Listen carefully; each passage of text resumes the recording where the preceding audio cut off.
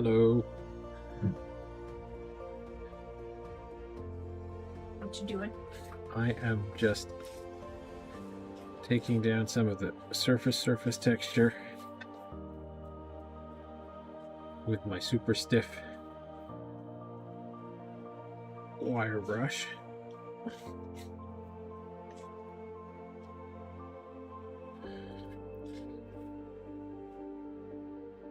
It's just a really fast way to take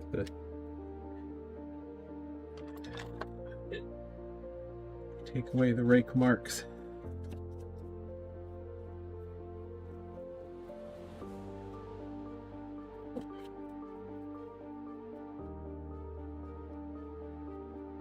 Hello, Payne.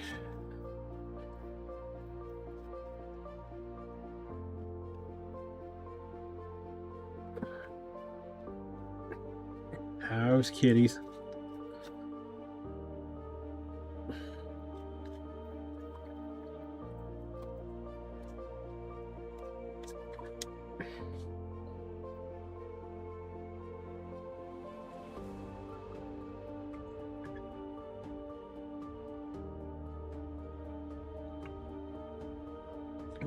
Well, glomping might take a minute.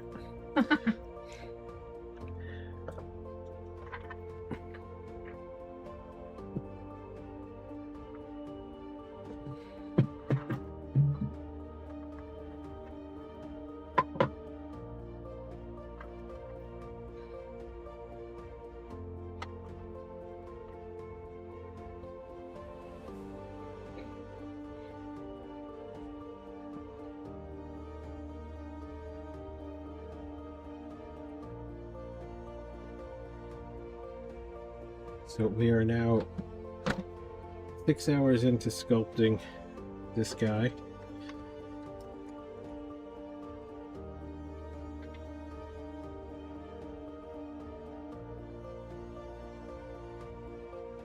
I mean, that's a plus. Getting less shy is good.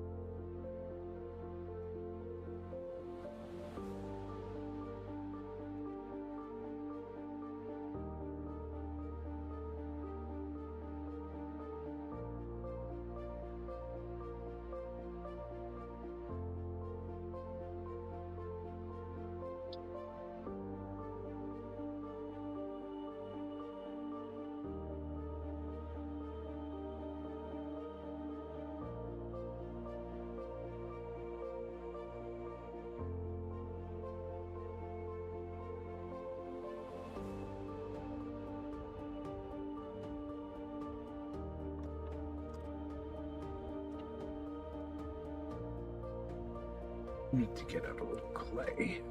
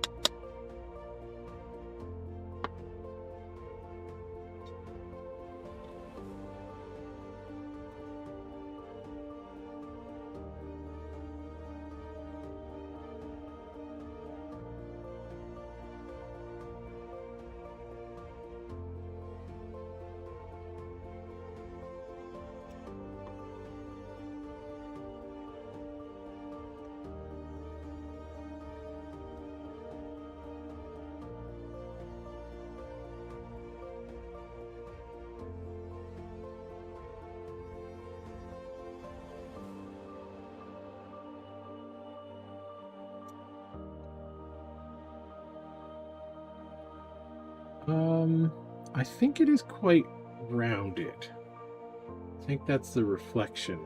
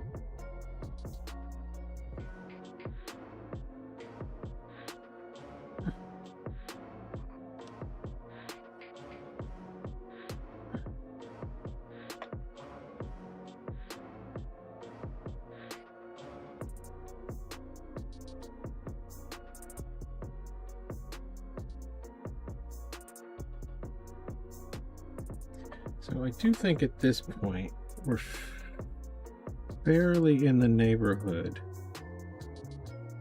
on most of the biggest proportions. And it's just really refining secondary shapes to dial in the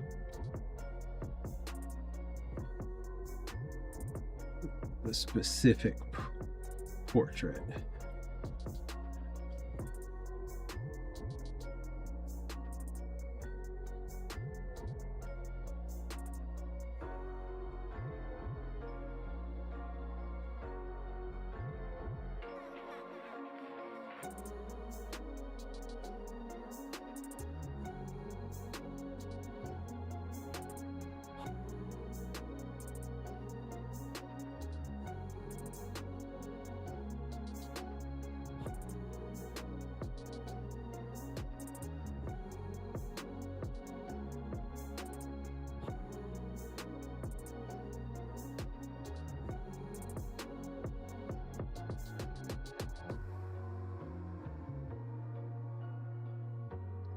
My wife is working on one last handle and then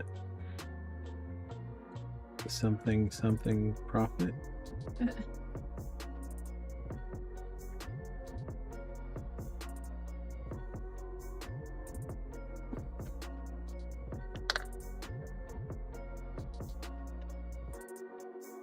I think so.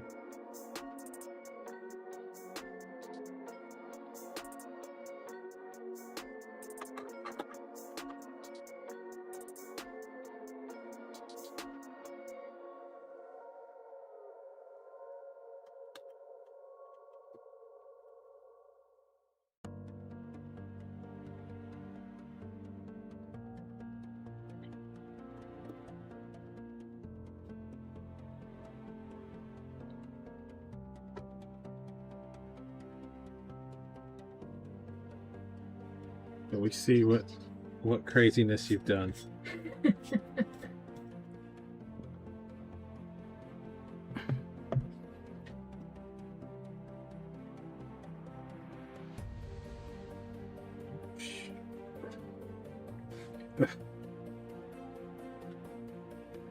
With the I'll ask later. Huh? With the blueness. With what? The blueness. It's Sharpie, so I could Oh, you outline it traced all? out your path. Yes. What are we seeing?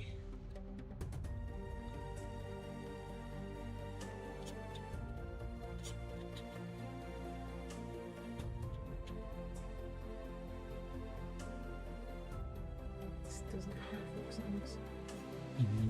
Stop moving.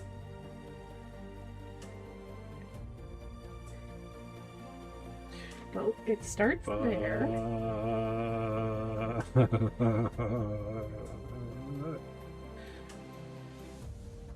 Yep. Very nice.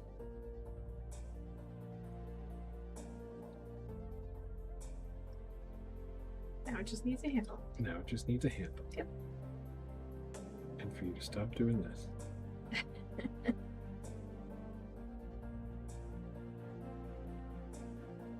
What do you... Okay, I'm trying to make sure I don't have any little bits of monster clay adhering to me. Okay. Yeah, it might do interesting things with glazes too. Well, I'm probably gonna Wipe in some yeah, underglaze and then exactly. wipe it out. Exactly. Tie cam. I'm assuming I should probably zoom out. I would think so.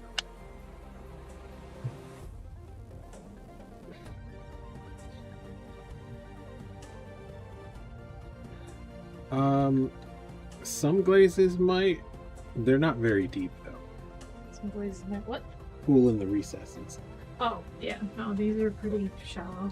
I think most of the glazes that would have a tendency to pool would run out of something like that anyway.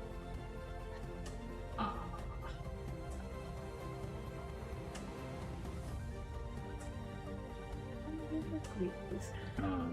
If you had a celadon type glaze, Which I do. it might show a little difference, but they don't have any resist on them. They're just not very deep.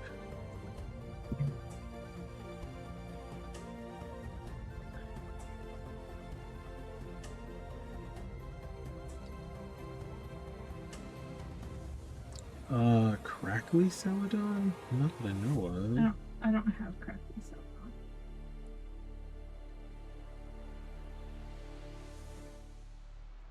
I'm not opposed to having it. Do they have? Yeah, that's probably one that you bought. I didn't know they made a crackly celadon. I thought that was a. Celadons are typically kind of a.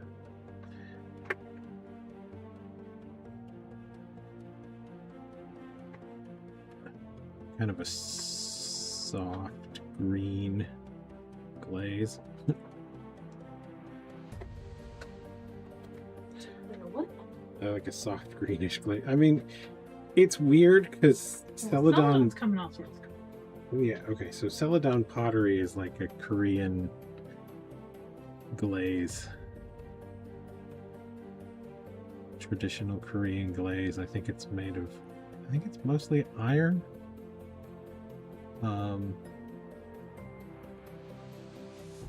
But it's sort of a jadey color. Changes up a little bit. The celadon glazes you have are just transparent glazes, as far as I can tell.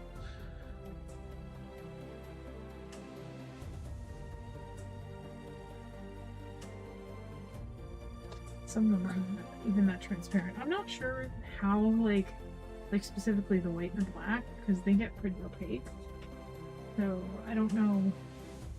Yeah, I don't. Why they're referred to as celadons? Like, I'm not sure what the naming convention is there. It's.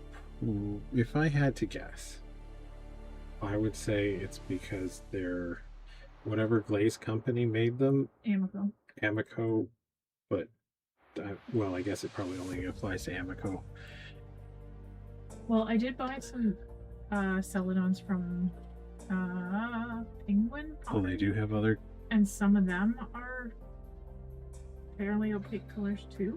But I would, if I had to guess, I would say it's Amico set out to make a glaze that would kind of look a bit like traditional celadon, and they had to develop a base to do that in. Yeah. And then they got that thing, they were happy with it, and they went, whatever the colors can we mix in this bitch? And anything that goes in that base is in their celadon line.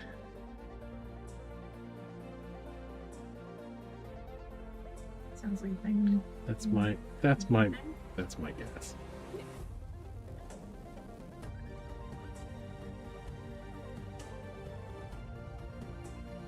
Yeah. The naming conventions on glazes are a bit confusing.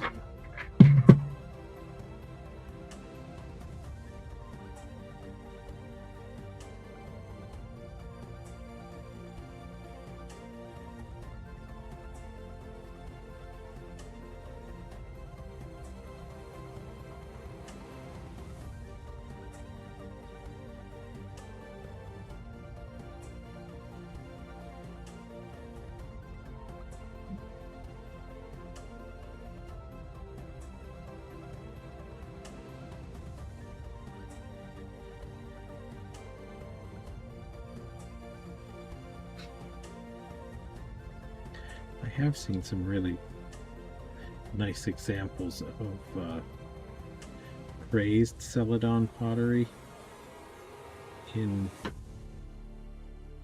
museum collections that have a lovely kind of crackle texture going on. Mm-hmm. But I don't think any of your glazes do anything like that. No. I'm also quite sure that celadon pottery from from the museums is cone 10.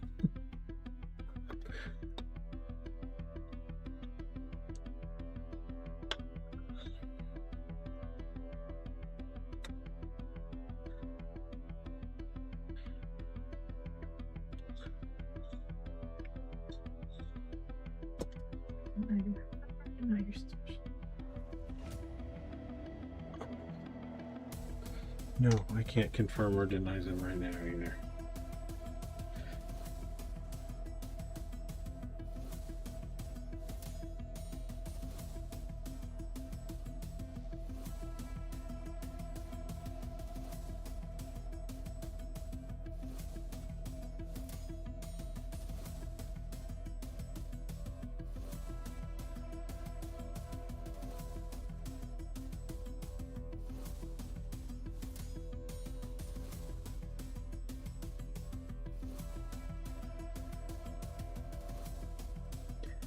I have forgotten an awful lot about traditional pottery.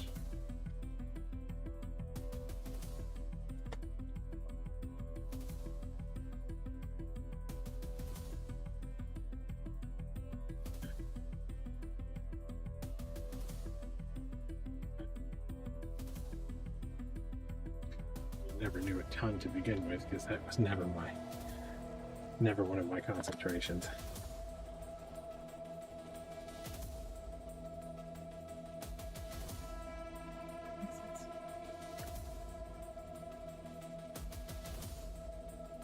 Does it though? What, that you wouldn't know something that wasn't your No. concentration? that pottery is essentially what we're doing now. Oh. Okay, it is a bit of a shift, I suppose. Pottery. I could have studied pottery just as easily as anything else at school, but I didn't. I studied everything but pottery. The only pottery I did in school was in high school. Barely came up.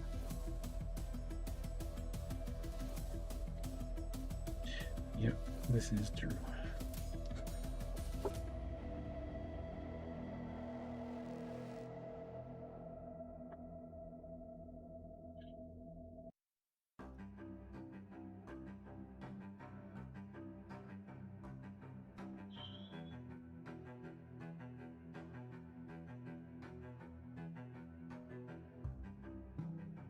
I don't know. At least I was always the kind of student that was kind of interested in technical stuff, so I paid attention to that kind of thing Right. when I was in school.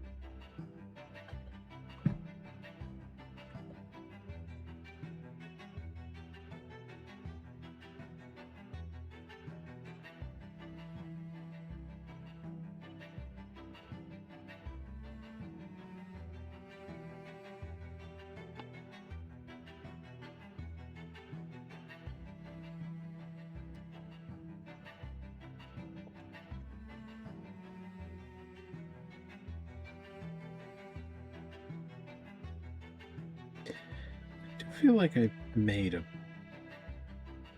celadon colored pottery object. I put cobalt celadon on one of these, didn't I? You did. No, I can remember when we were doing the paint your pottery thing. I vaguely remember doing something where I was trying to get the old celadon effect. There's a specific kind of celadon that has some some reddish accents in it.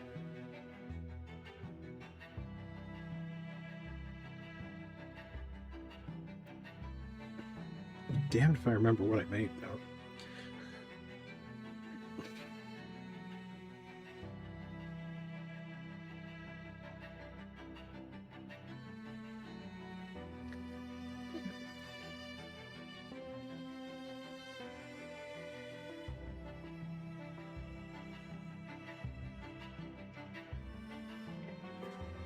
Those are on.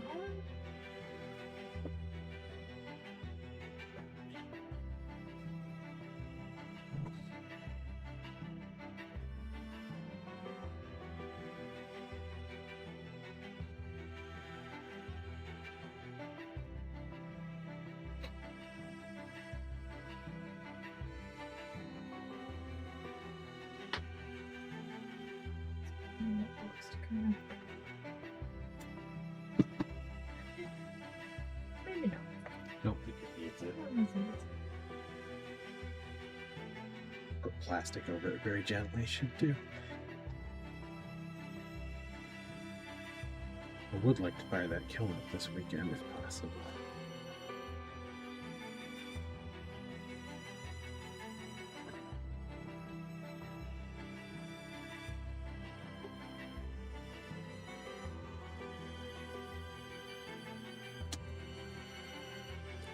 Give you time to work on some of the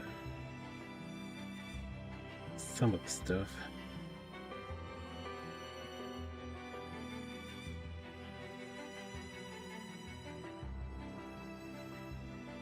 No, we don't want to buy a kiln. Very much prefer not to buy a kiln. I would like to fire that kiln.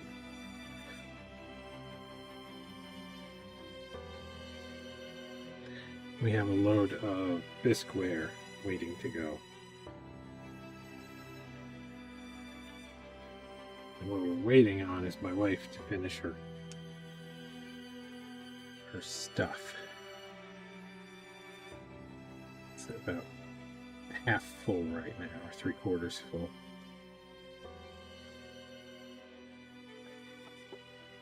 Is he too quiet? Is the music too loud? I'm not too quiet. You are always too quiet. I'm never too quiet. You're literally always too quiet. It's good. Okay. Some of these songs are louder than others.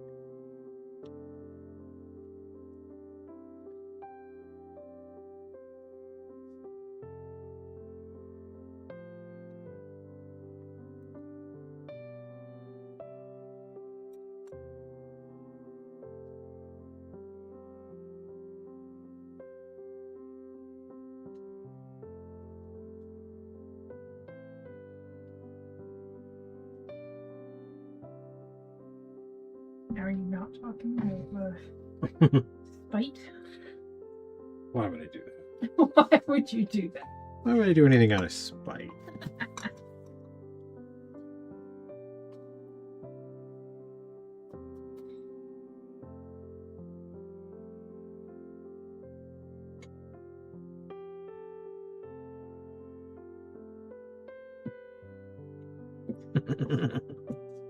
It's true.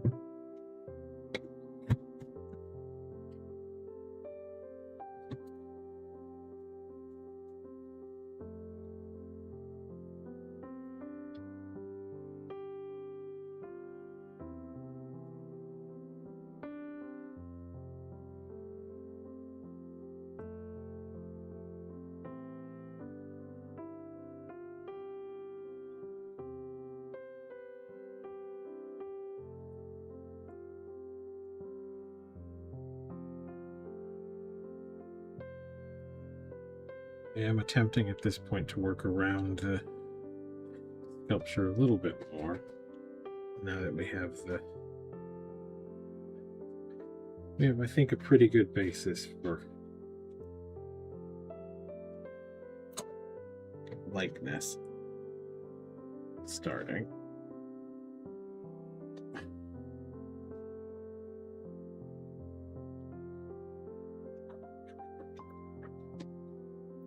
It always feels like these things take forever with stream, and then I realize it's like I've been working on a portrait for 6-ish hours. Mm-hmm.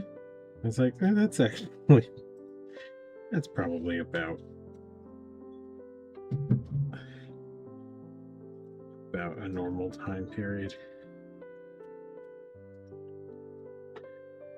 Probably be a bit faster without stream, but not too much.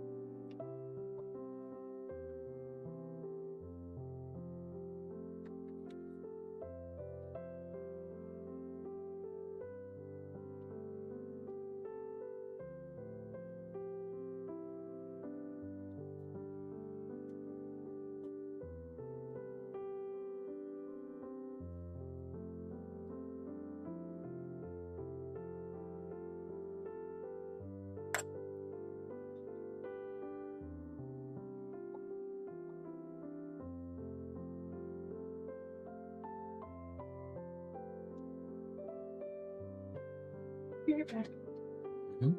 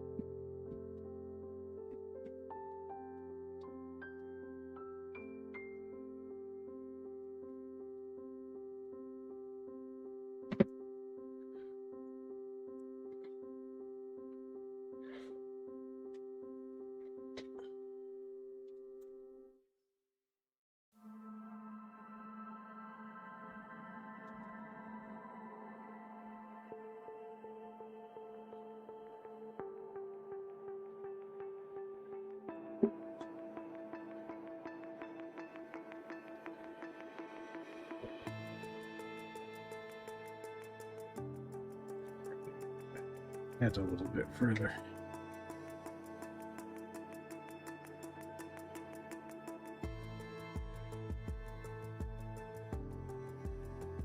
Quite easy when you're sculpting to get one view kind of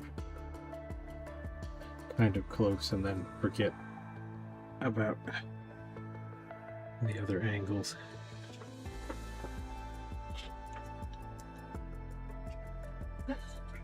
Did that make sense? Mm-hmm.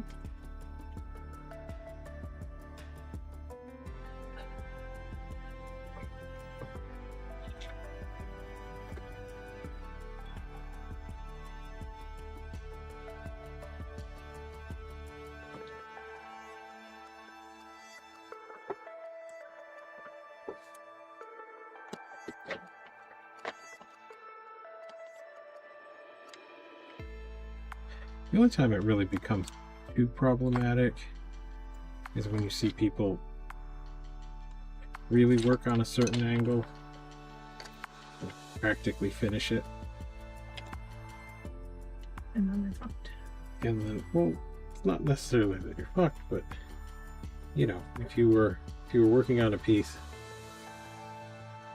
especially in a softer clay, and you had this front all done and just the way you liked it, and then you had to go back and, you know, fix the whole back of it out, you might mess up a bit of this front as you were holding it.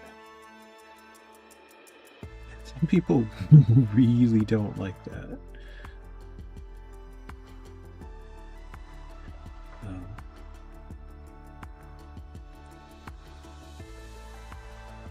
Yeah, a lot of people don't want to cut the heads off projects. Weird. Weirdos.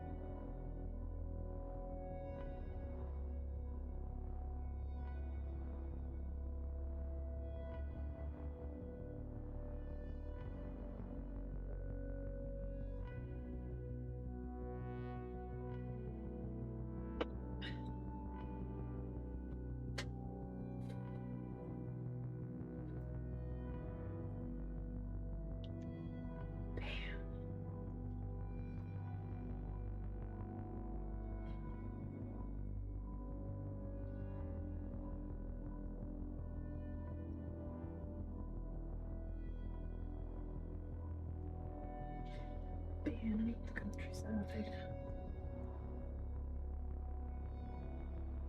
Translucent felon.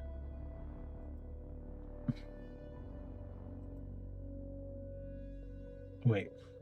Translucent Felon FB? Nice. Pretty sure that's a dig at Zuckerberg.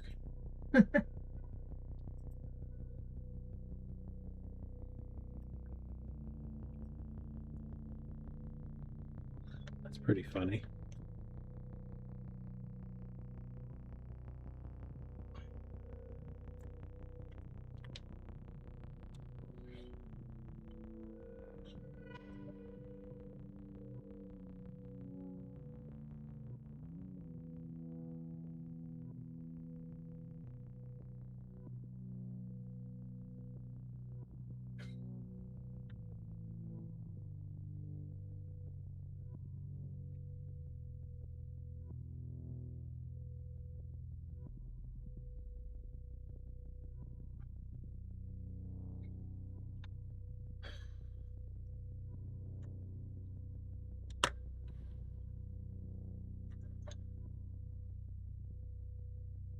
now that we're going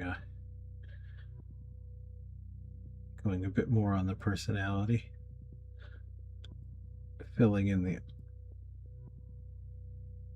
eyes, adds a little something.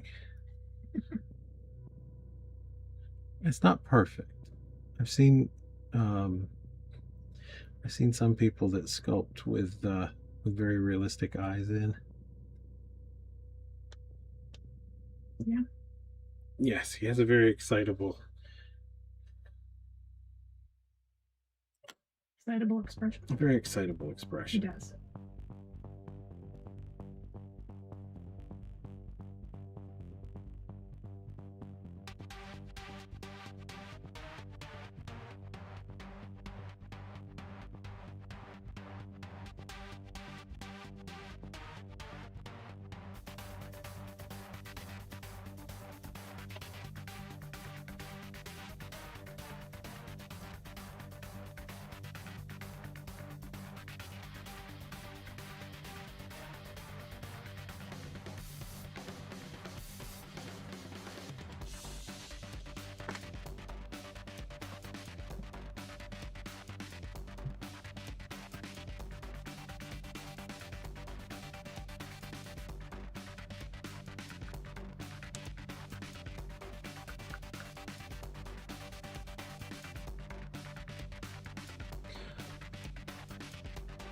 Hello, Patricia.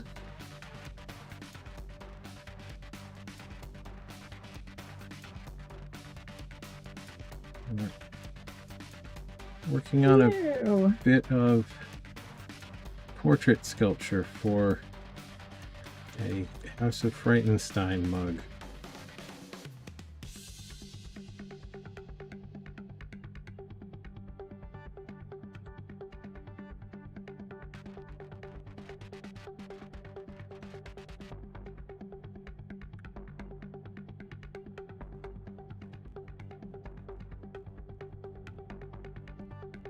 Oh, thank you.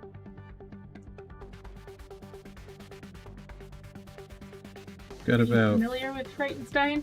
7 hours worth of sculpting in this so far.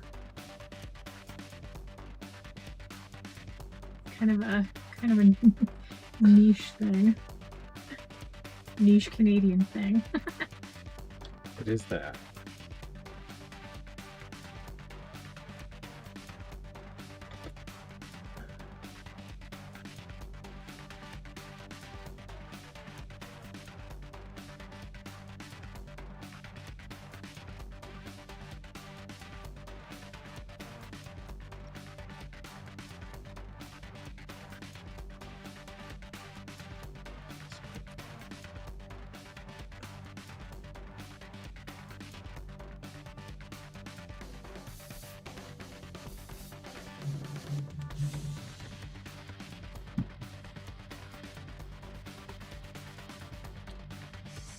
Slightly change these.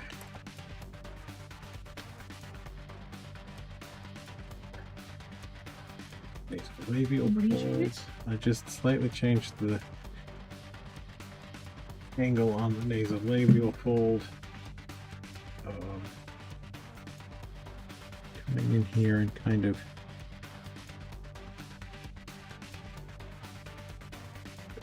fixing around the corners of the mouth.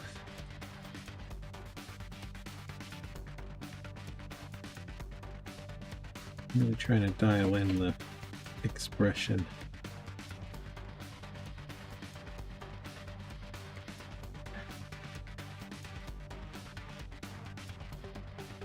It does look delightful. It looks delightfully what now? Cheerful. Cheerful. I suppose he does it that. I want him to look a little bit more maniacal is probably not the right word. just slightly more unhinged. Yeah, okay. I like unhinged.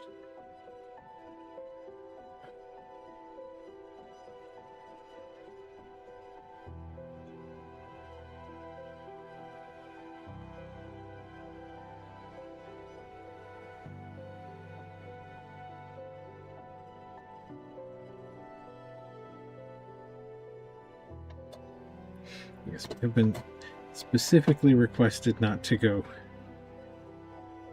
too scary with it.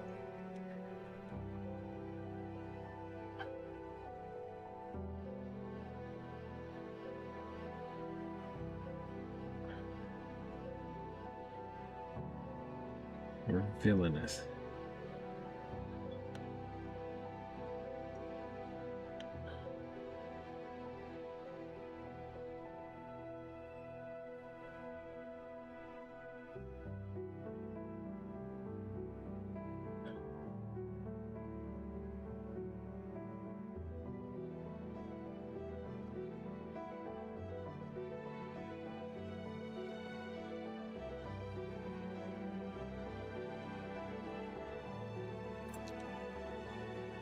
He does have. He has a very big expression.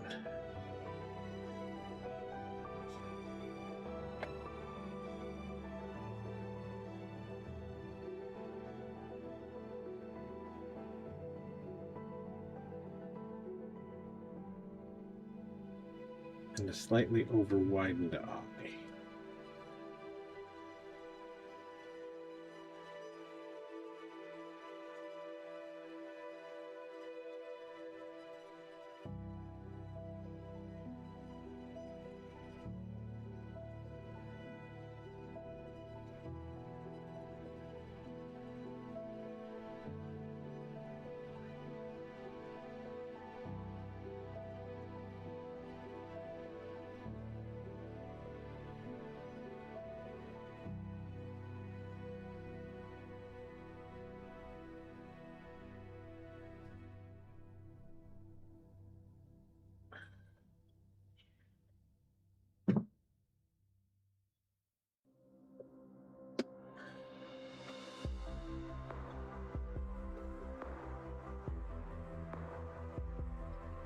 I am keeping the mouth closed on purpose to work with the particular expression I want. He's got this kind of big smile thing that he does. The one from the DVD jacket.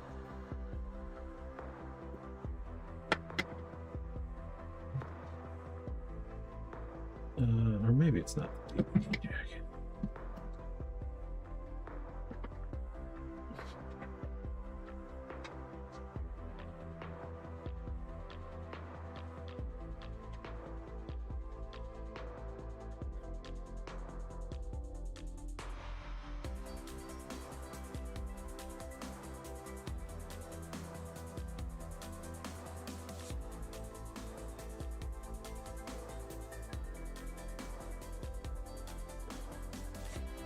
I'm not sure what that is.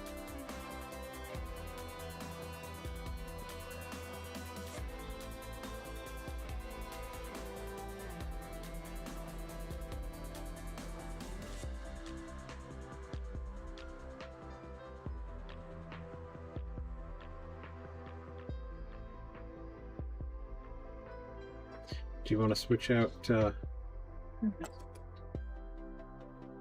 reference? Yes. Yeah, okay. This is the one that I'm primarily using for expression.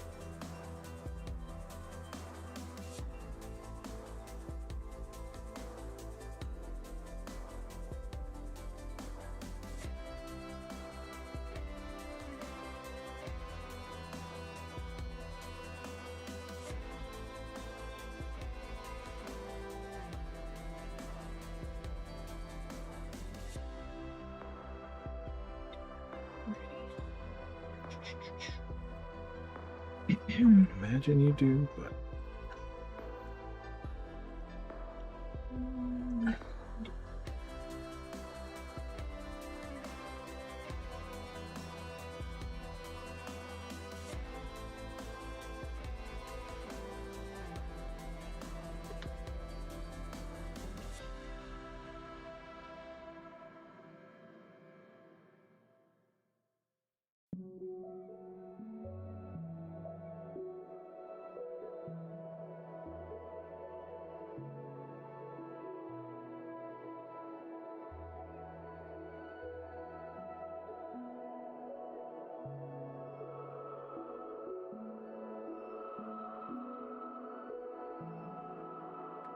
I'm busy. My skilled hands are busy. What are your skilled hands busy? My skilled hands busy are hands busy doing. busy changing up the weight of the upper eyelid.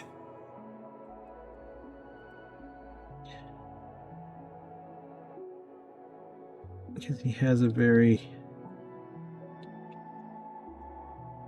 prominent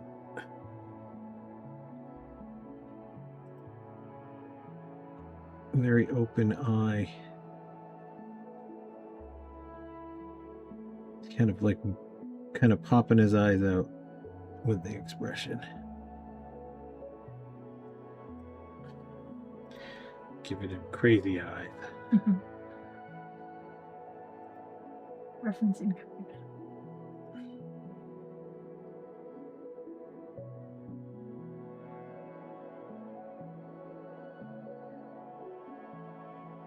It's a very, very specific shape.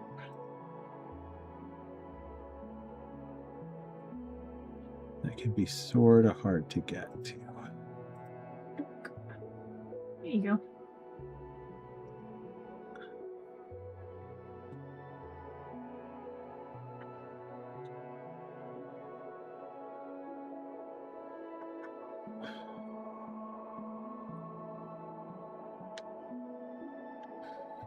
So I found one of the best kind of crazy eyes to do is that one, where you have the lower lid is raised just slightly, so it kind of covers the halfway point. Then the upper lid is drawn far, far up. So you almost get the tippy top of the eyeball exposed.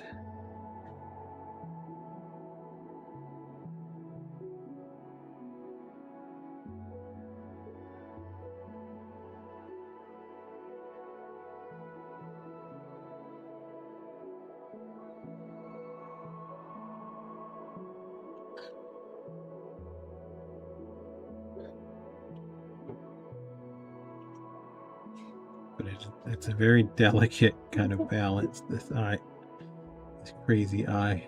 Yeah. So if you do it too much, it just looks wrong. It looks like you haven't seated the eyes properly. One of the things I want to do at some point would be Marty Feldman. And I know his eyes are going to be a whole thing. Who's Marty Feldman? Marty Feldman played Igor in Young Frankenstein. Okay. He's a comedic actor.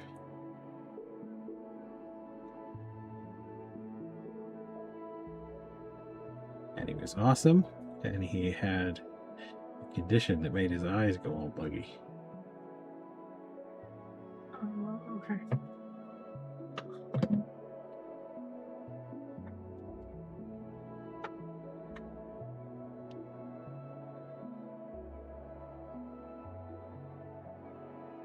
I still think Young Frankenstein is the best Frankenstein movie.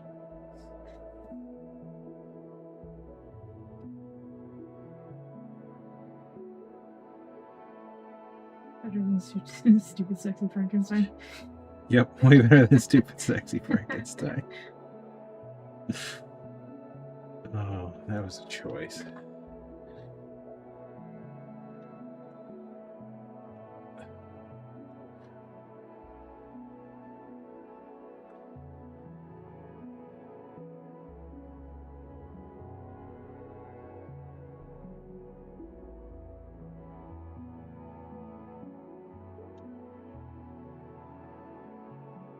Yep, that was a choice. I love the details on that makeup though. The overall look was not my personal favorite.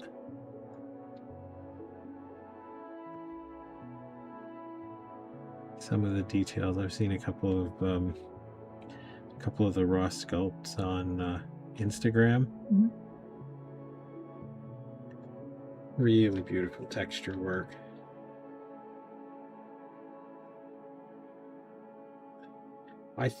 That may have been what it is.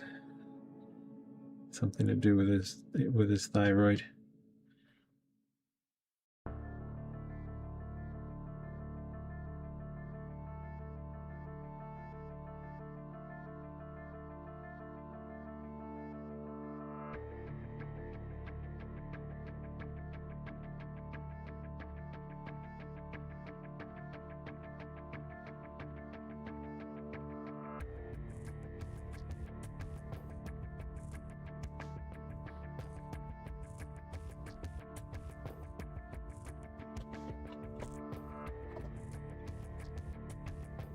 Turn him towards camera a little more while working on it.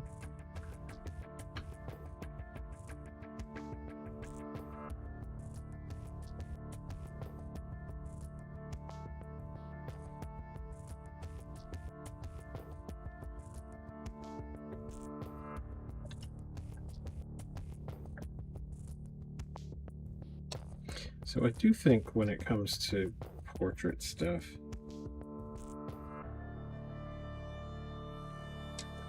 the first big kind of hurdle is always going to be proportion. Making sure you've got the general shape of the head right.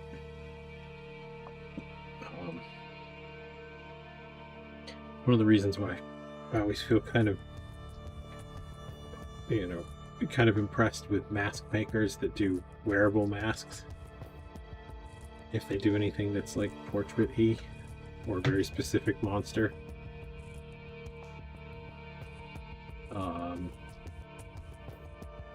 Because they have to sculpt them over head forms, like I think the most commonly used one is like the Ed heads from monster makers. And that's just to make sure they fit everybody.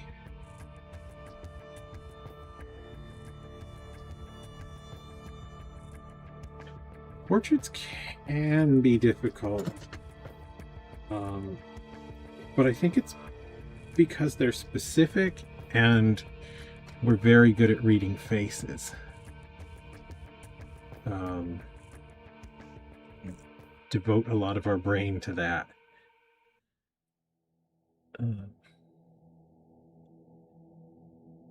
Yeah, if you get your proportions good and you're patient with refining, take your time getting the smaller shapes just right.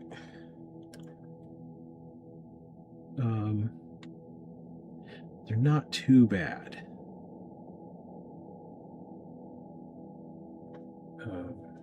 Like right now I'm playing around with getting this curve at the corner of the mouth right, the right shape, because it's got kind of a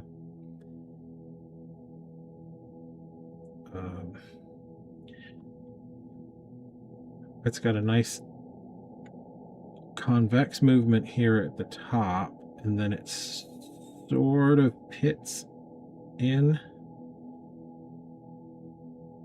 just below the pucker at the corner of the mouth and changes direction just a little bit.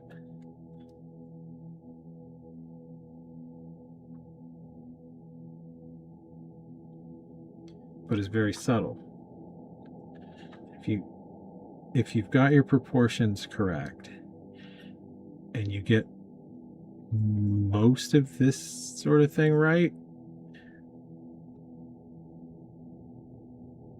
portraits will always look pretty good.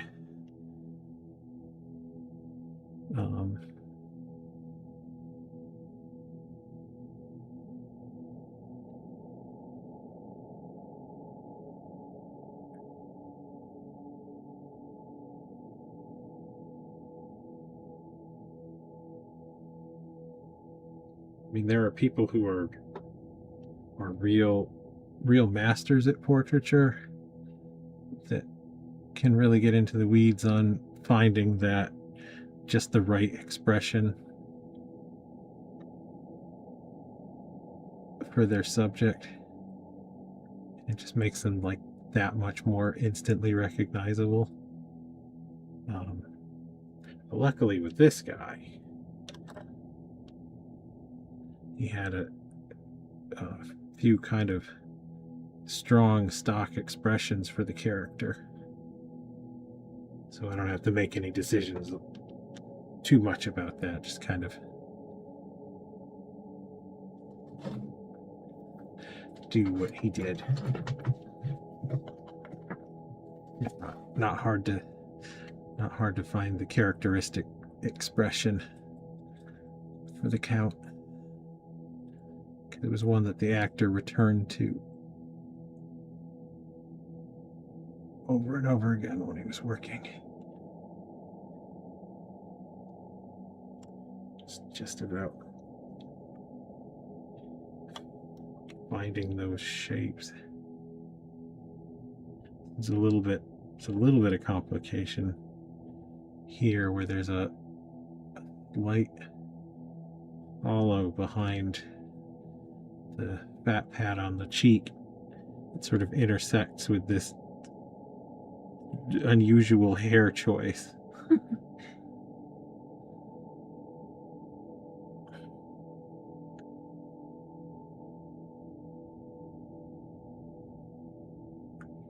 Yeah, portraits are they're kind of a specialized skill, but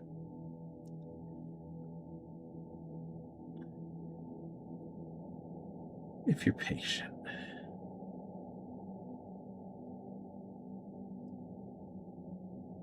they're pretty doable.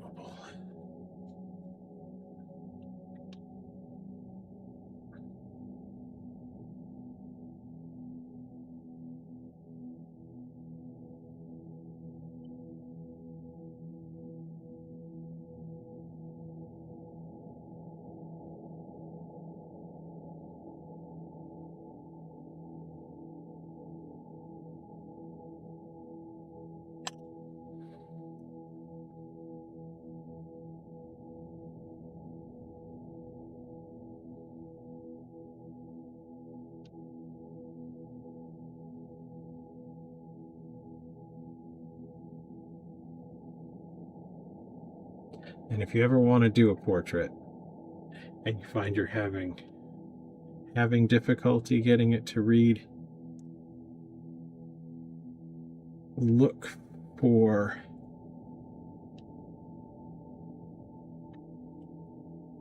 things that are kind of unique to that person and kind of lean into it. Like this hair is kind of,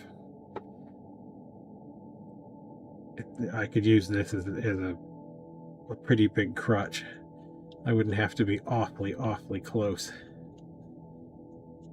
with a Frightenstein portrait as long as I gave him the haircut.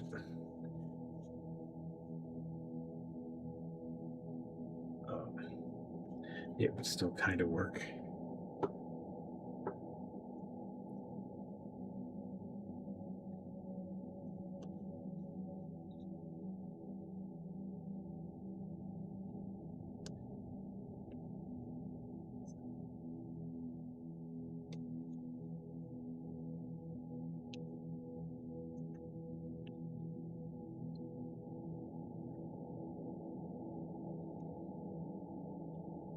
Yeah, they try not to be too intimidated with portraits. They're not.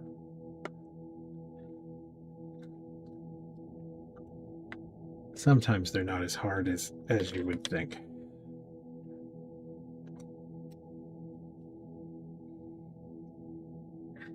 Sometimes they are. Well, I won't say there aren't people who have been harder for me to get. Like we were just talking about doing a Marty Feldman, getting his eyes to really look like Marty Feldman's eyes without looking cartoonish could be a little difficult.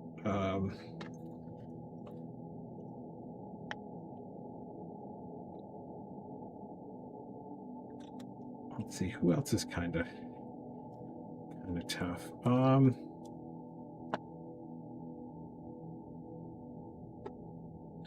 Yeah, definitely give it a try. I'll show you one that I did that I'm still kind of working on, but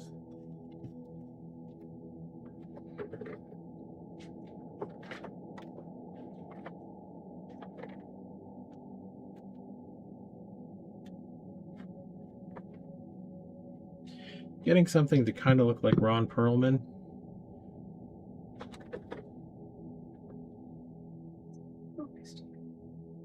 I think it's in focus.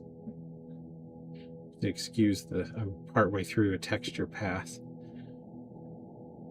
Yeah, getting something to kind of look like Ron Perlman is all about making sure you get these proportions correct. Surely good. It's been a while since you've had that one out. It looks okay. It looks pretty good. It looks okay. It looks fine. It's just okay. It's just fine. It's good enough. It's a little caricatured, but that's okay. I was kind of going for a cross between the Mingola comic book Hellboy and an actual Ron Perlman.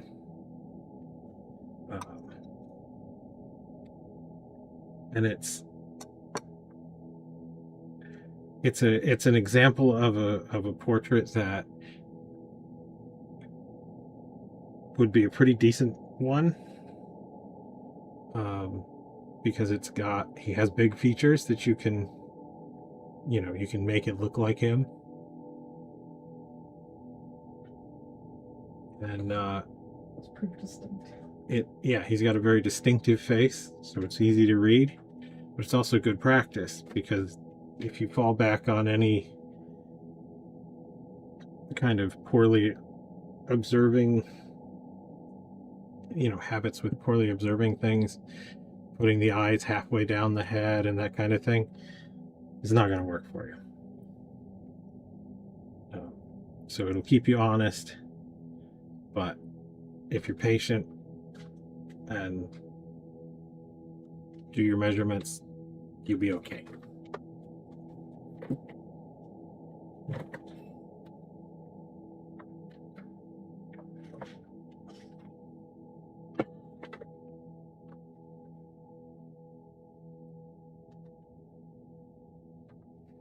But yes, thank you. I think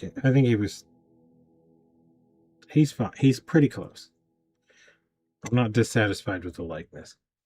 Just need to get a lot of texture in and done.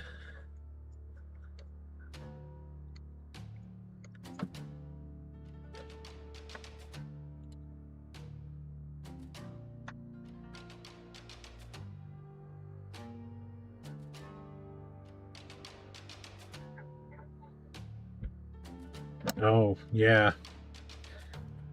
Well, cake would be so hard, I would think.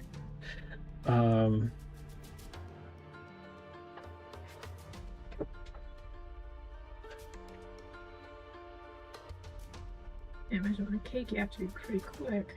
Yeah, you have to be very quick and very precise, and also you kind of have to be able to build them out of cake kind of roughly, but still good enough. Like with this clay, something's wrong, I'll just chop it off and fix it. Cake, I don't know. We have a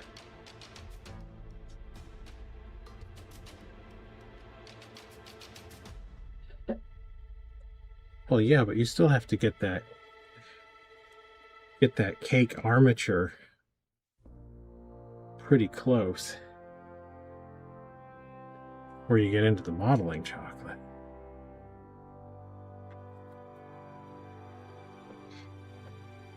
I almost feel like it'd be easier to do a clay mock-up first and then do your cake version after. What do you mean, like a practice? Well, kind of like a practice, but also you got to figure out you could get it relatively right and then rough it up, figure out your proportions.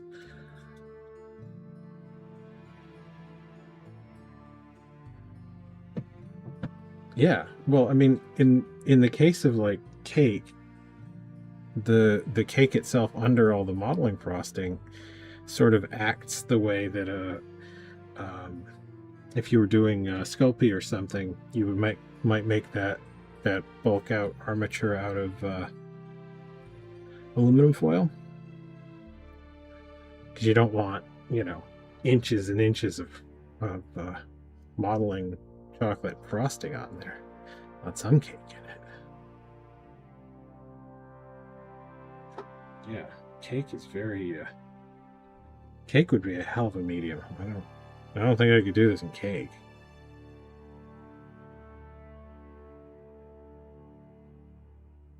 I have enough trouble with the foil thing. What do you mean?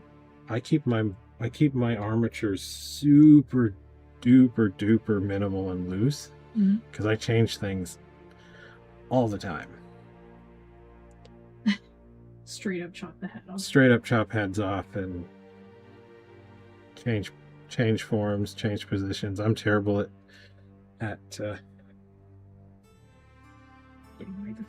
getting that armature to look right, or getting things to look right from the armature up. So having to do that in cake, I'm very impressed. Chocolate. I do enjoy a pre-enjoyed foil ball. Recycling is important.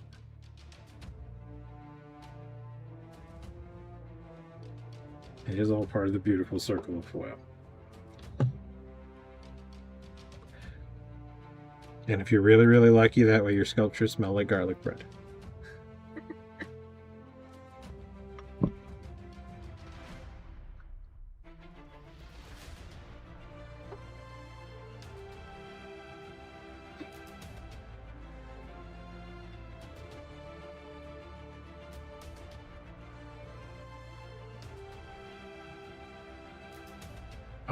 I can only imagine.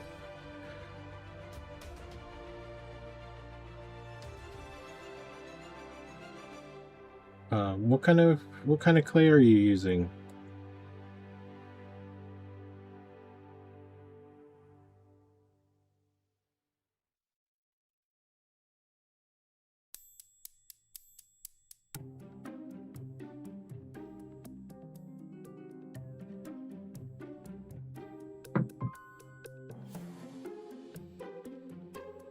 Oh, cosplay is nice. It mixes well with Sculpey too.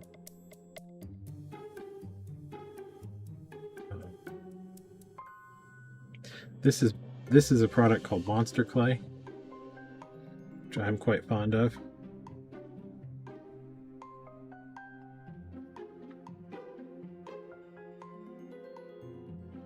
Is cosplay getting reasonably available now?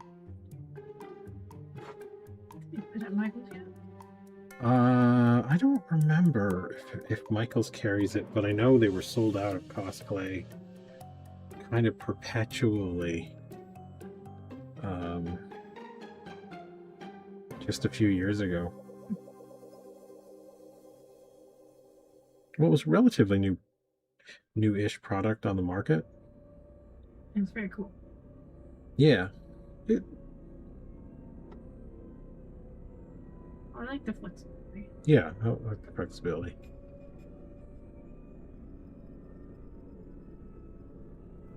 Yeah. That's what I had experienced here. I've only handled cosplay once. They had some at Sculpture Supply in Canada, and it has a very fine grain to it. It feels very nice and smooth.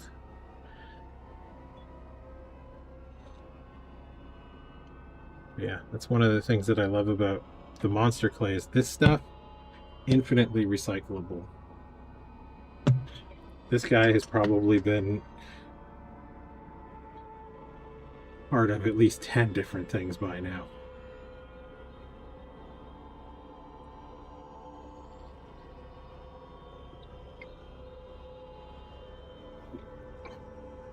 Although I do suspect in the UK, the Chavant alien clay variant might be slightly easier to get hold of.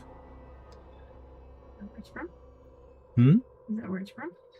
I think Chavant is made in the States now, but it's a larger company than Monster Makers, and it has a longer tradition.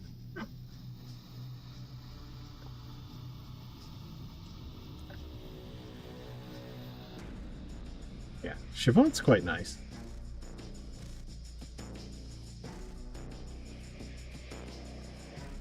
It's a little sticky. A little more like a water-based clay than the monster clay. The alien clay is their version of monster clay. As far as I can tell, it's somewhat interchangeable. I think there are very subtle differences, but I don't think I could, blindfolded tell the difference between the two. Blind taste test. The blind taste test.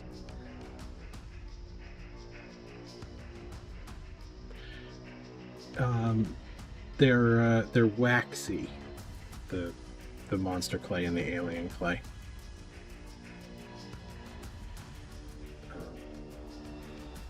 Which is nice for keep your hands nice and clean. It'd be brilliant for if you were going to do if you wanted to do a model of something before cake, because they're relatively tough and transportable clays.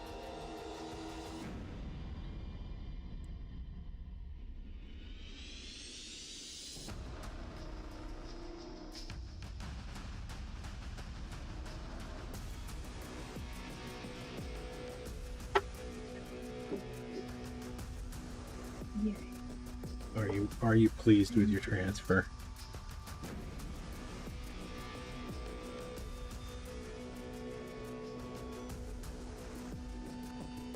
Well, okay, in the minutes before stream, you did those transfers. Counted out 2 more transfers, real quick.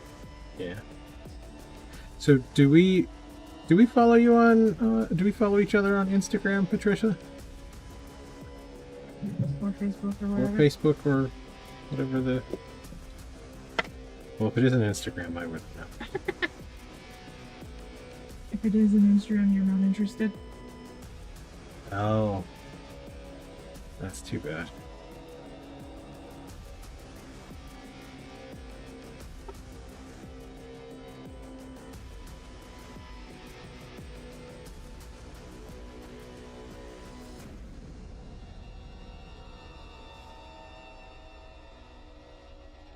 Yeah, I'd love to see what you've done. I like to put. He doesn't so much place people by faces as he does place them by what kind of stuff they're into, Well, yeah, what they're making. I organize everyone by what they make.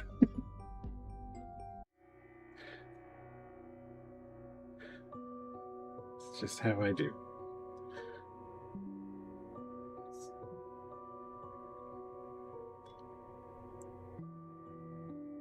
Oh, very nice. I am gonna swing over and check really quick. See what you. You can be nosy. I'm gonna be nosy.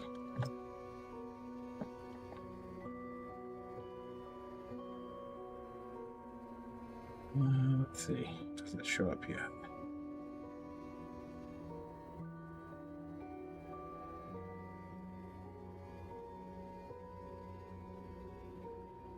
Yeah. Oh, yes. I do see. That is an adorable little dragon piece.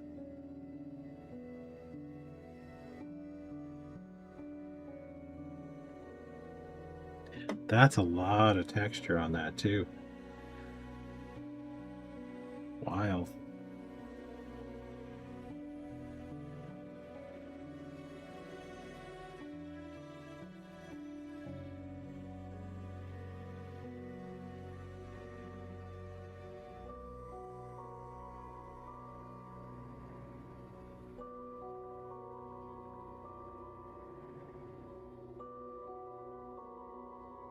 It's quite a nice lion head vase looking. I'm not sure what that looks like. It was sculpted around a piece of PVC or something. No, too shiny for PVC. It's a good lion though. Tumblers. That would be what it is. Very cool.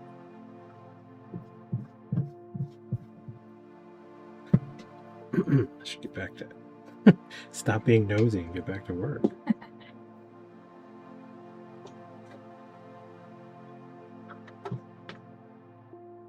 It's your string, you can do what you want.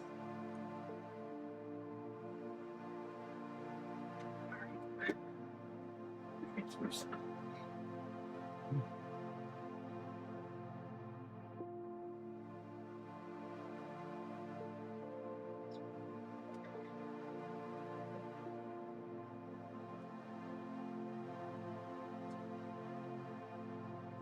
Yeah, I hope the stream is being entertaining.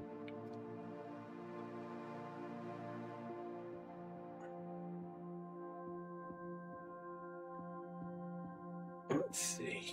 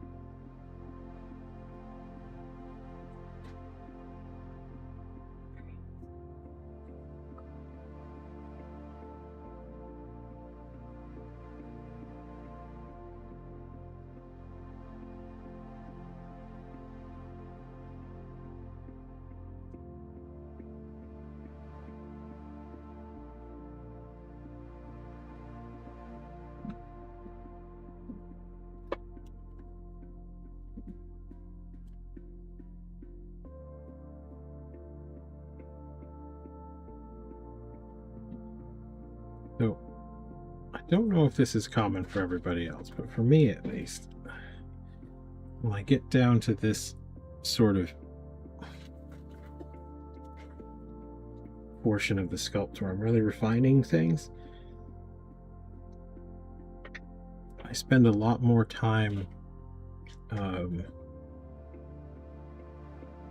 of bouncing around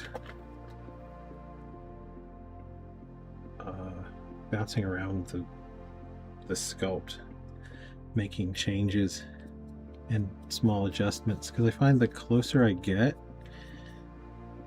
to some of these shapes, the more I kind of notice things that need fixing.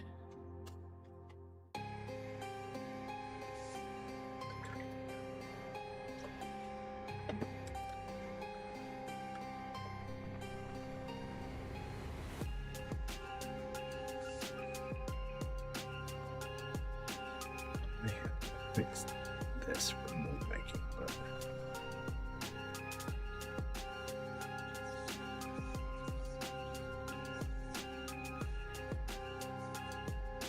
so because I do this work will be cast in ceramic, I have to be very careful with small undercuts and things when I make my molds. So I frequently don't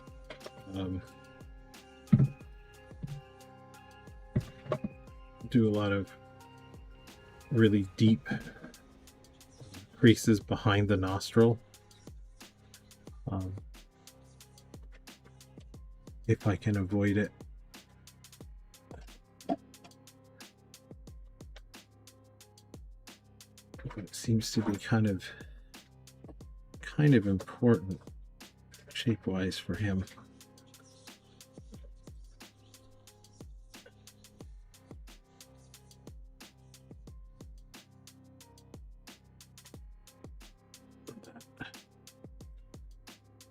That crease.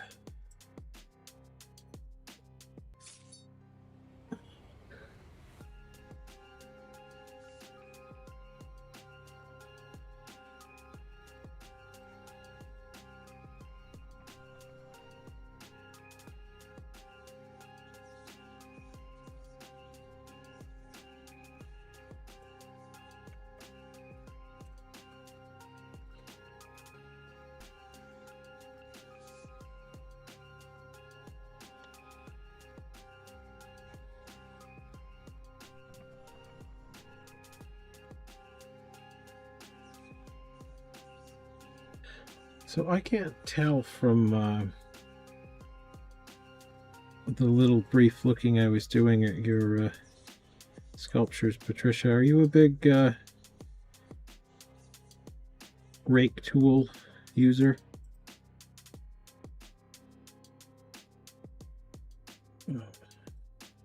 One of these sort of textural guys. They're either like twisted wire or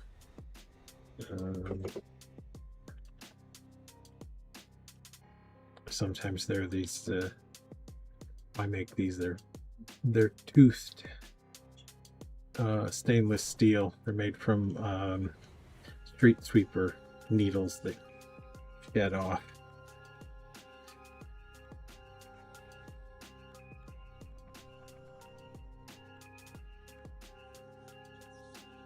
Ah.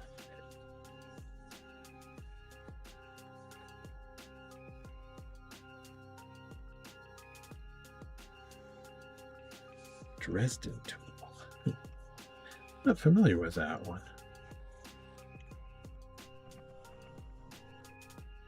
I saw an image of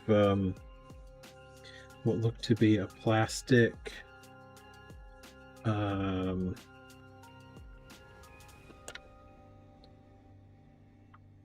of gently bent, rounded tool.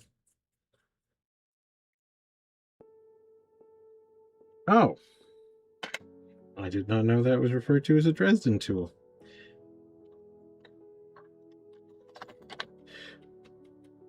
I have lots of variants of that kind of thing that I've made.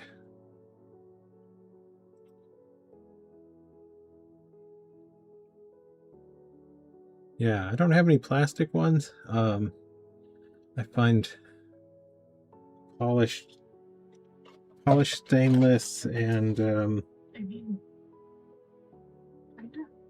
oh, yeah, I guess that one.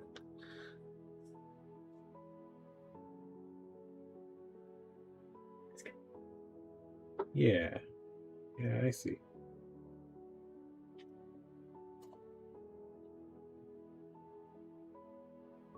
Yeah, I don't use a ton of plastic tools on the monster clay.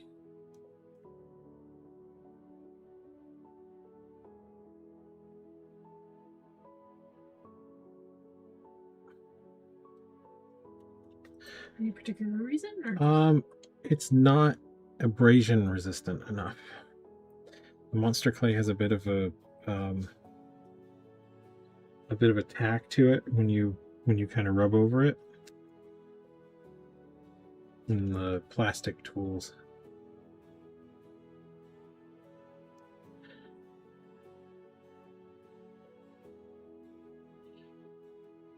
I mean, if you find a tool you quite like, there's nothing wrong with that.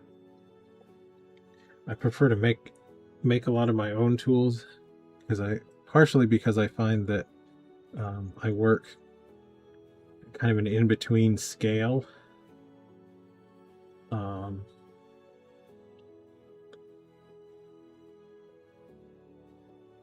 If you have a metal tool that you kind of get on with, but it just doesn't seem to quite work for you, you might try giving it a bit of a polish. And oftentimes that's the difference between a tool working pretty good and really nice. I've got a little miniature buffing wheel on my Dremel that I use quite frequently for that job.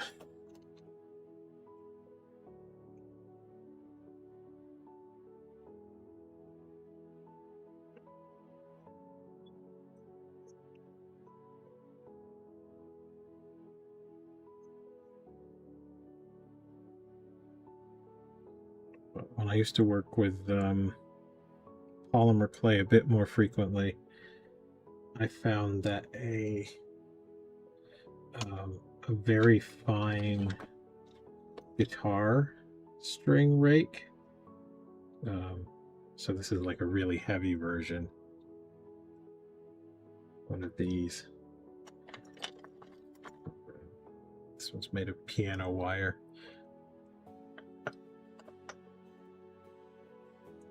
I found these kind of tools really indispensable for refining forms.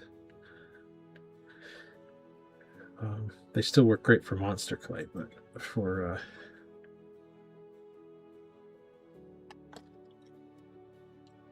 harder clay like this, I like something with a little bit more of a little more rigidity.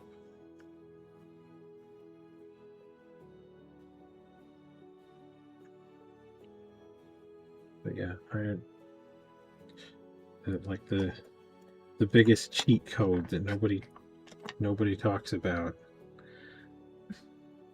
is those rake tools and different amounts of stiff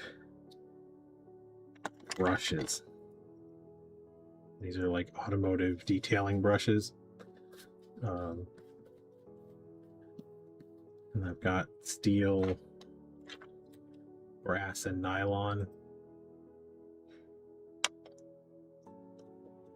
They work terrific for kind of blending things together when you're putting those little lumps of clay on to build up a form.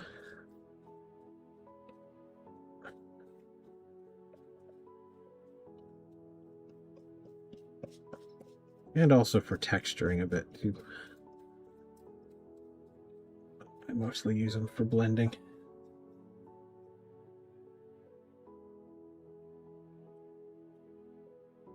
You can carve plastic, yeah. Sometimes, depending on if it has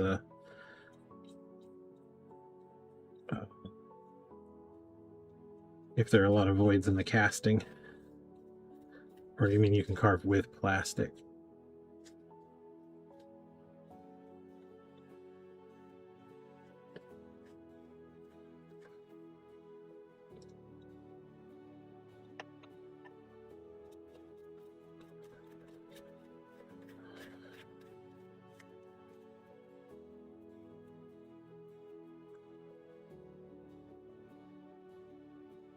Oh, the plastic film. That's fun too.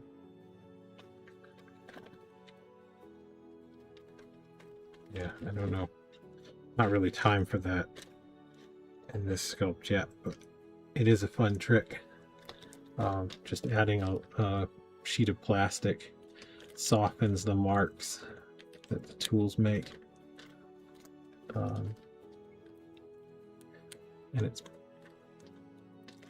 beautiful for finished texture.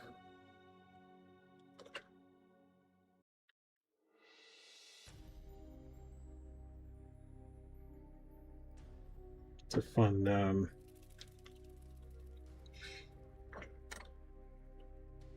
fun technique. I think it's mostly a effect sculpture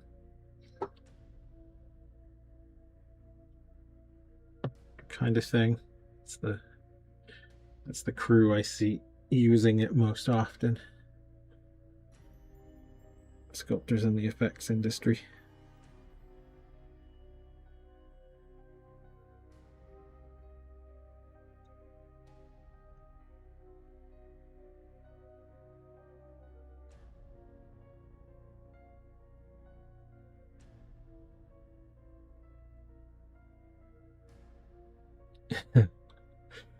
It's texture is definitely an unusual thing. I watched a lot of videos on YouTube, because even though I had a concentration in sculpture at university, I did not learn too many effects specific kinds of techniques, and I really like Stuart Bray's videos for texturing, and Feral Works, Micah. His videos are quite good as well.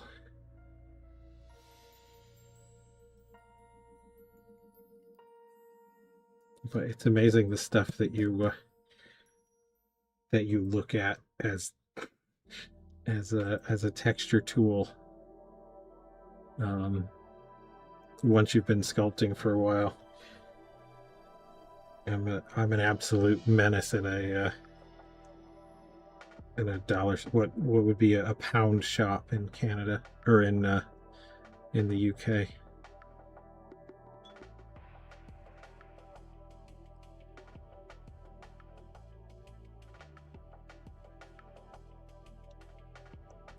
Everything looks like a clay sculpture tool in the pound shops.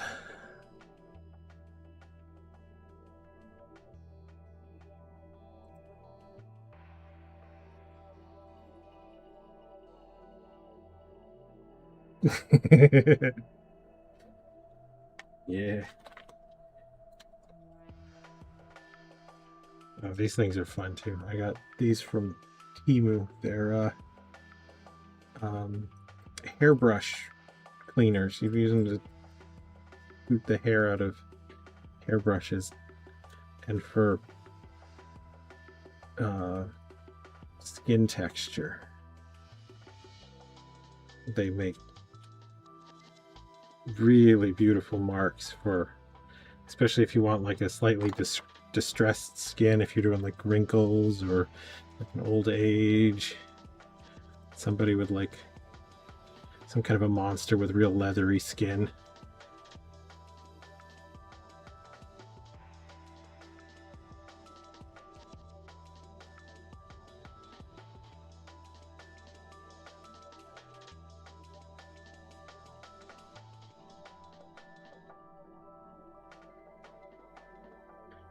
They're pretty good. They're not quite as useful as a denture cleaning, like a toothbrush for dentures. They have, let's see if I have mine handy right here. I'm not in the texture portion of my Sculpt yet. I don't have those tools right on hand.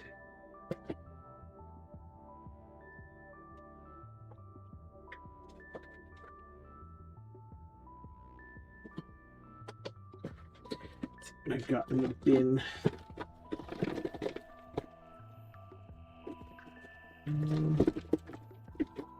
No, it's not there.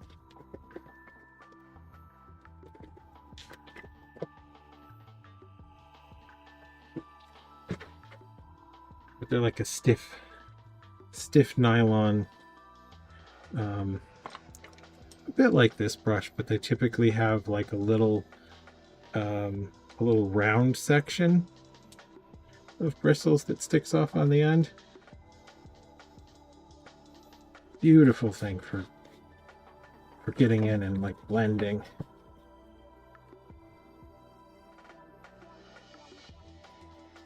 And real final texturing.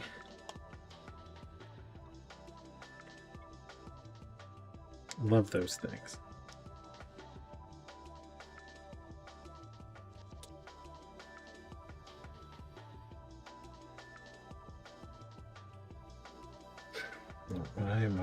I'm a tool maniac. Actually, I have a tool all the way from the UK. This was a gift from a friend. It's Old Monstrosity Shop's tools. They're all handmade. This was made by Nolan Philpott in the UK. He's not making them commercially anymore, but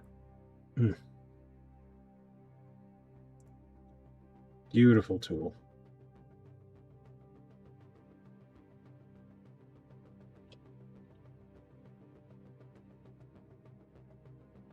This is my one tool that never leaves my studio workshop when I go do demos and things. This one never goes anywhere. Everything else I can replace.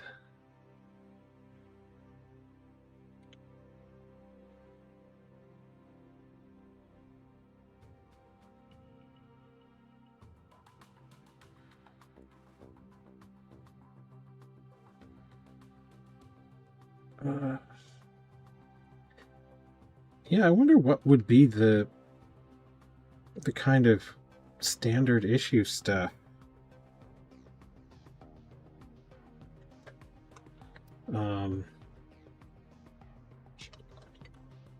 We have Kemper tools in North America that are fairly available. They made this one and have a larger version that I like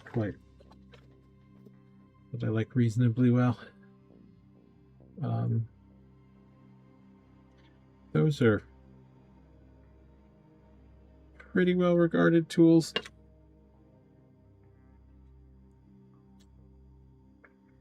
Here, I know probably most of the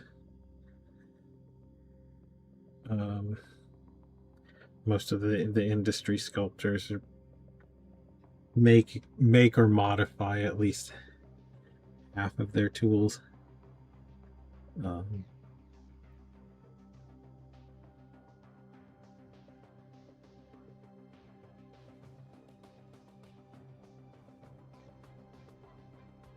But I know these little Kemper clay tools are always quite popular.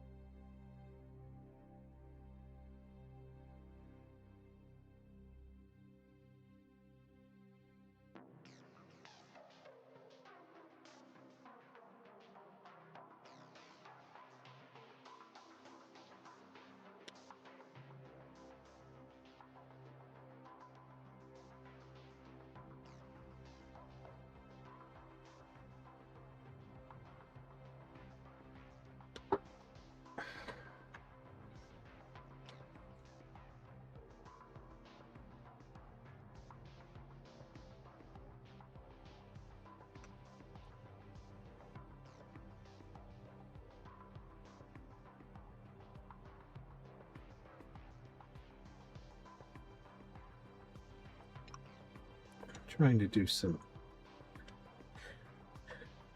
without going too crazy, and accentuate some of the lines under the chin.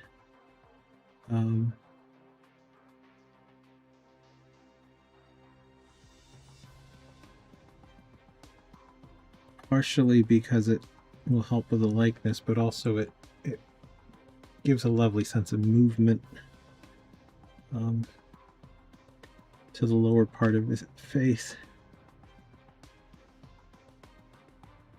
You can see there's a, kind of hard to see because it's on the underside here, but there's a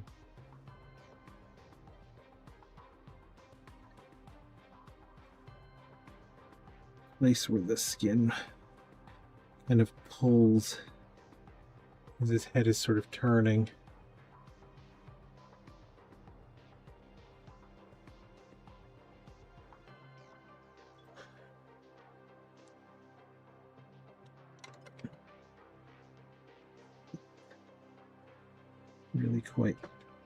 Really quite lovely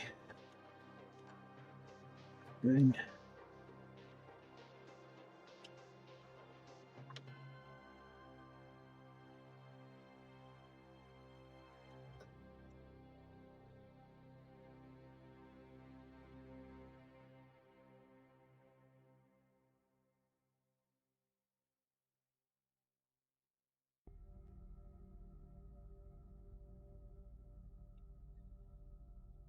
I don't think if people could hear what artists and sculptors were thinking, I don't think we'd be allowed in public places. We're always, at least I'm always, sort of keyed into these little, the way skin moves and things. And I would imagine a lot of people would be very self-conscious if they knew I was looking at the neck wobble.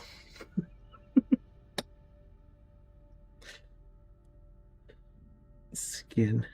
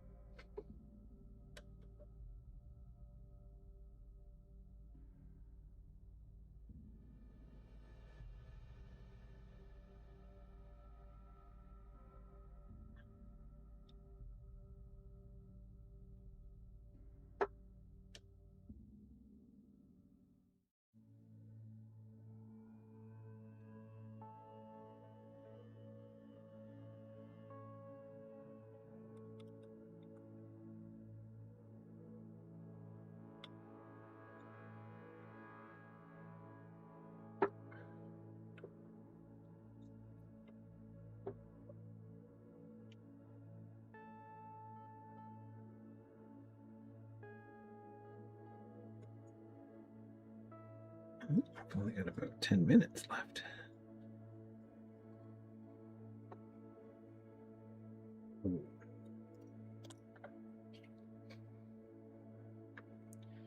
Well, I think this mouse needs a fair bit more adjusting, but I'm more pleased with the eyes than I was. Sort of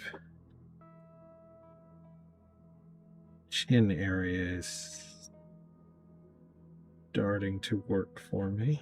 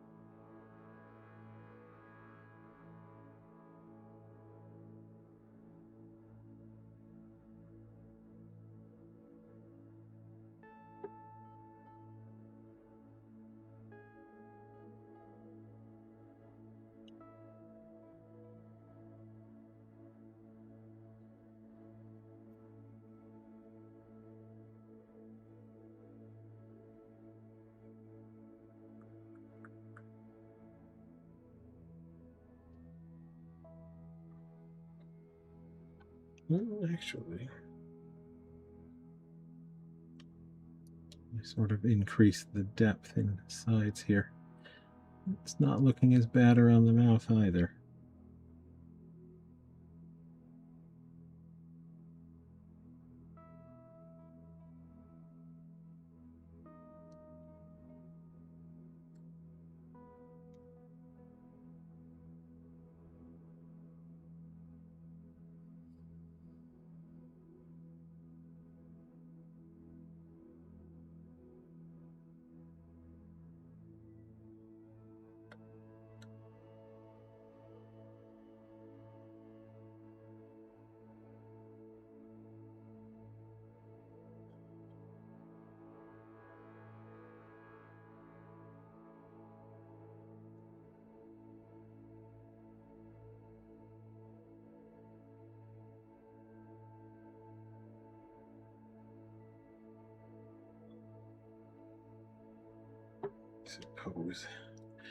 Suppose that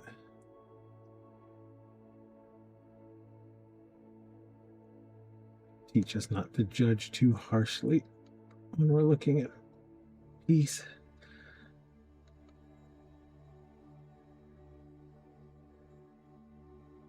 Sometimes things come together quicker than you would think.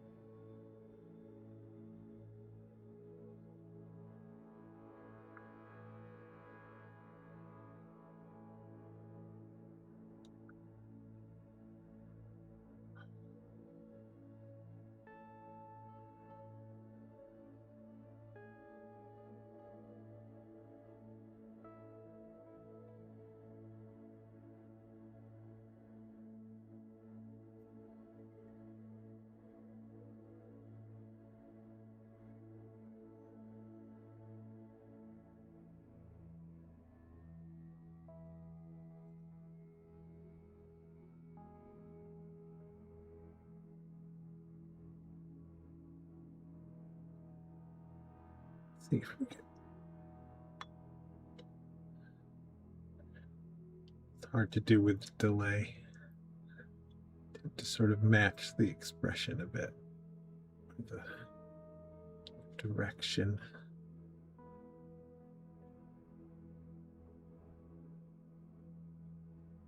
In the camera. That's too high.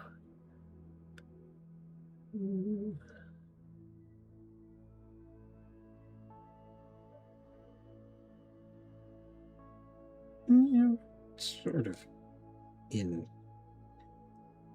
neighborhood.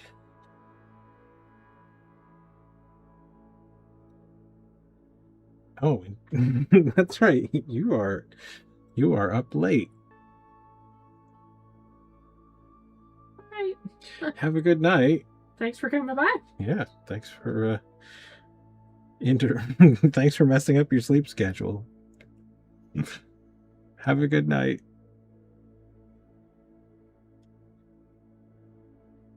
Us too.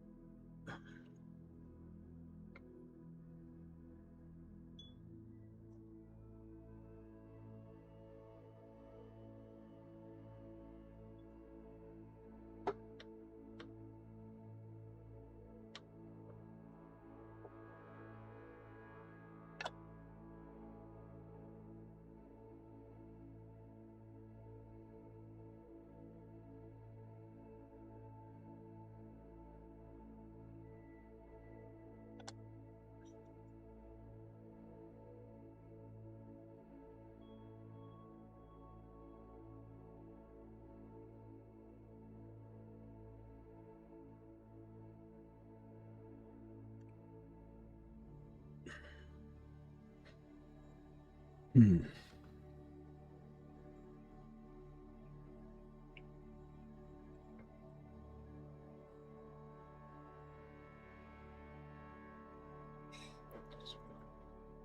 Somewhat faster if I would take a minute to find the appropriate tool.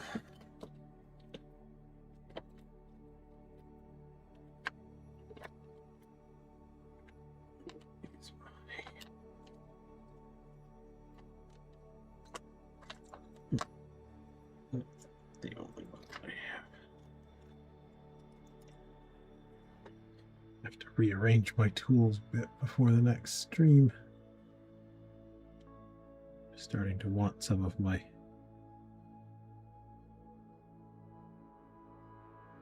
more finishing pieces, tools. We do.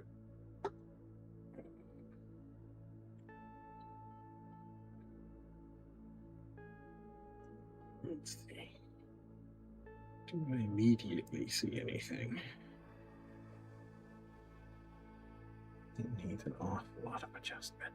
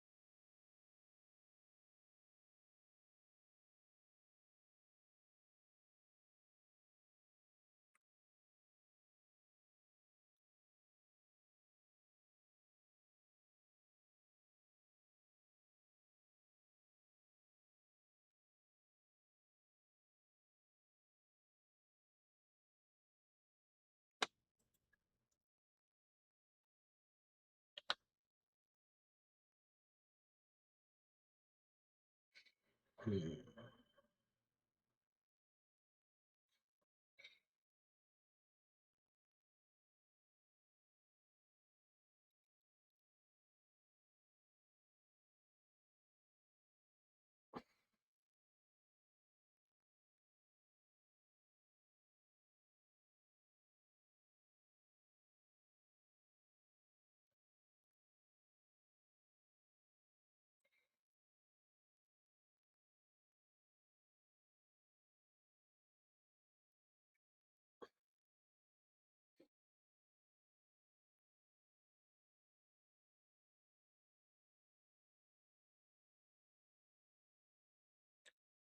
Still needs a more of a look in over here.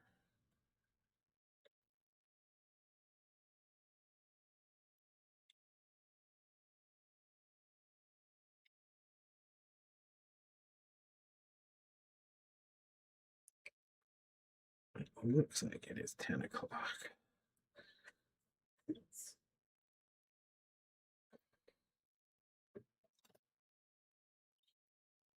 We